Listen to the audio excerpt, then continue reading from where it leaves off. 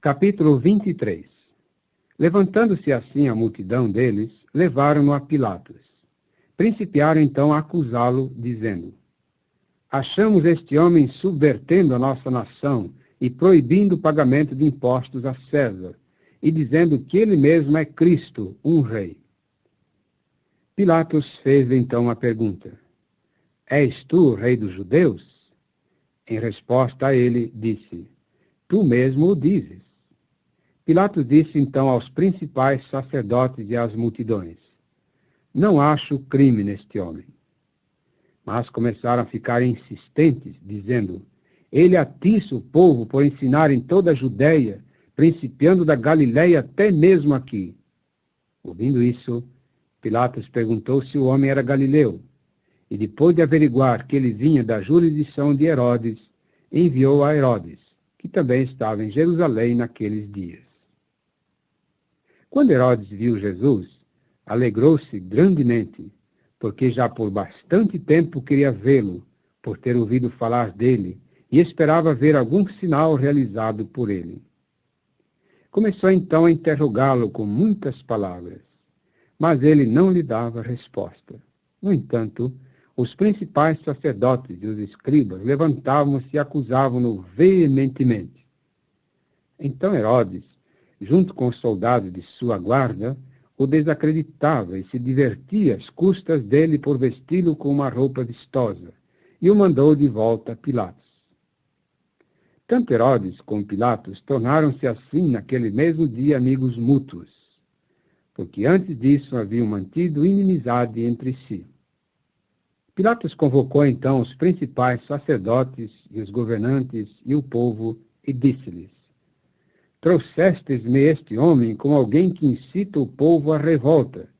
E eis que eu examinei na frente de vós, mas não achei neste homem base para as acusações que lançais contra ele.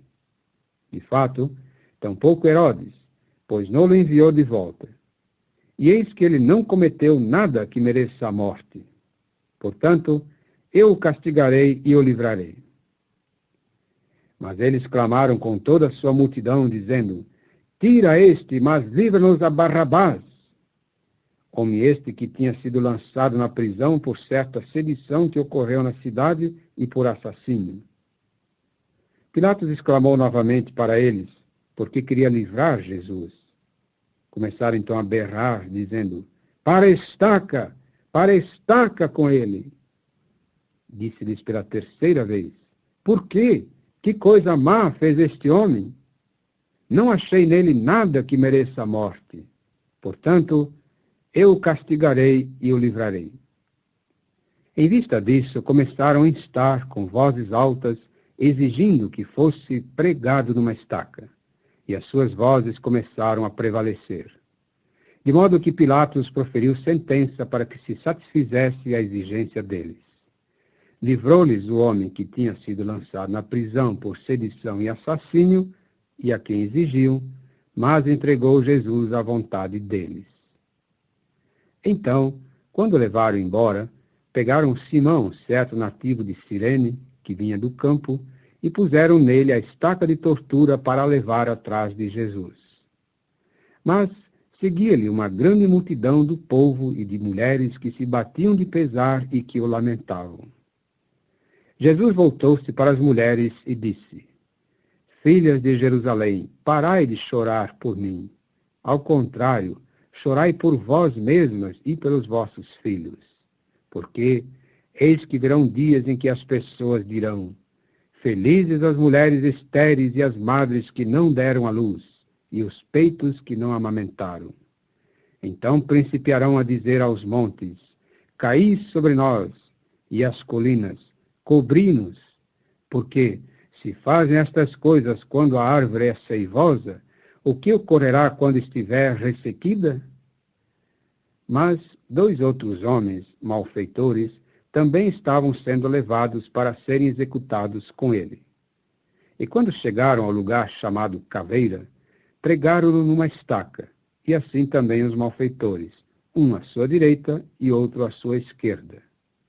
Mas Jesus estava dizendo: Pai, perdoa-lhes, pois não sabem o que estão fazendo.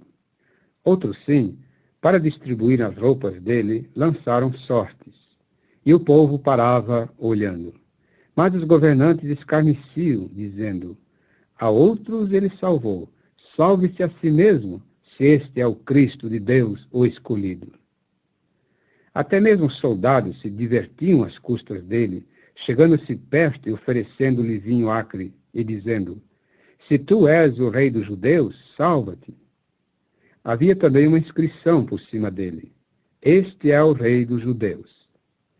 Mas um dos malfeitores pendurados começou a dizer-lhe de modo ultrajante: não és tu o Cristo? Salva-te a ti mesmo e a nós. Em resposta, o outro o censurou e disse: não temes absolutamente a Deus agora que estás no mesmo juízo? E nós, deveras com justiça, pois estamos recebendo plenamente o que merecemos pelas coisas que fizemos. Mas este homem não fez nada fora de ordem. Ele prosseguiu a dizer: Jesus, lembra-te de mim quando entrares no teu reino. E ele lhe disse: deveras eu te digo hoje, estarás comigo no paraíso. Bem, era então já cerca da 6ª hora. Contudo, caiu escuridão sobre toda a terra até a 9ª hora, porque a luz do sol falhou. A cortina do santuário rasgou-se então pelo meio. E Jesus exclamou com voz alta e disse: Pai, às tuas mãos confio o meu espírito. Dizendo isso, expirou.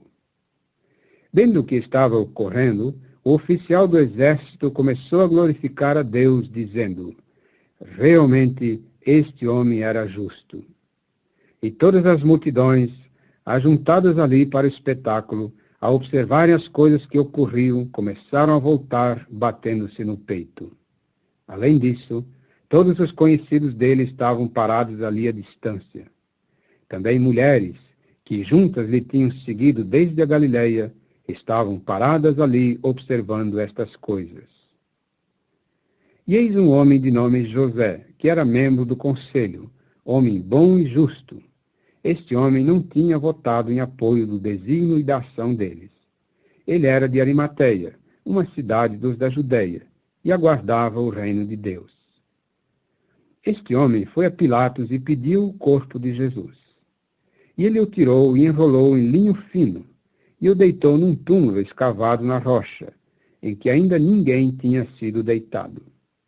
Ora, era o dia da preparação, e aproximava-se a luz vespertina do sábado. Mas as mulheres, que tinham vindo com ele desde a Galileia, acompanhavam-no e foram ver o túmulo memorial e como o corpo dele estava deitado. E voltaram para preparar aromas e óleos perfumados. Mas, naturalmente, descansaram no sábado, segundo o mandamento.